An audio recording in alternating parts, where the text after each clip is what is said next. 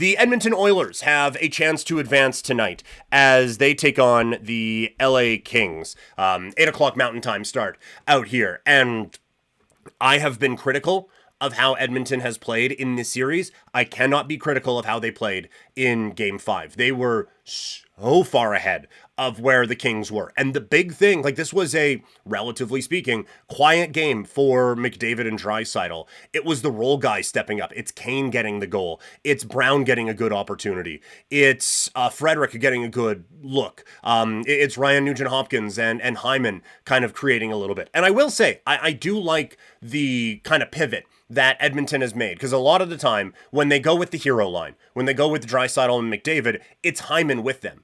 I do like that they have kind of backed off Hyman a little bit, put Perry up there, who is still serviceable, right? And for what McDavid and Draisaitl need him to do, which is just kind of get in the way a little bit, and maybe a puck will bounce in off of you, he is exactly what they need. And then you put Hyman with Nugent-Hopkins, and while that is not a marriage that has always worked, I think it did for them against the Kings in that last game. So I do like how they have kind of pivoted with that a little bit. And if they can get more from those role guys, because that's where I thought LA would have them, especially on home ice. Like, okay, we can put Kopitar against McDavid and Draisaitl, and at least, like, maybe not cancel it out, but at least hold that to only a, like, -1, and then the rest of our depth guys are just going to kill them. And that was not the case. Edmonton's depth ends up winning out. If that's going to happen, I don't know how the Kings win this one. I really don't.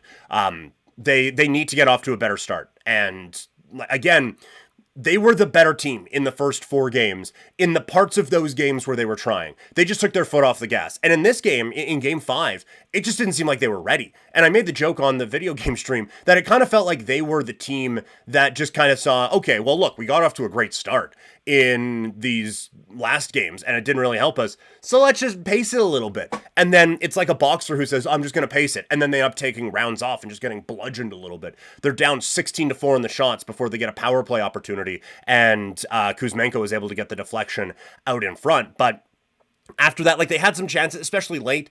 Fiala gets a couple of looks, but overall, they kind of got dummied in that game. And this looked like the LA team from past years. Like, they looked a step behind the Oilers. And so if there is a real chance that they have just let the Oilers into this series and handed it to them, basically, and didn't take advantage of the times where they had control of this. So very interested to see what happens with them tonight. And honestly, again, we'll have time to talk about off-season stuff in a little bit.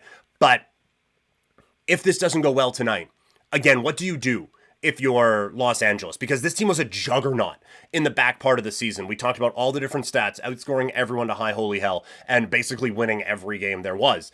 So I think when you look at the Kings, if this is a 4th straight loss to the Oilers, you start to get, okay, like, what do we do? Like, do we just have to start over? And I would caution against that, because I do really like a lot of the talent they have on this team. But there would be, I mean, you would feel like you would have to make a substantial move.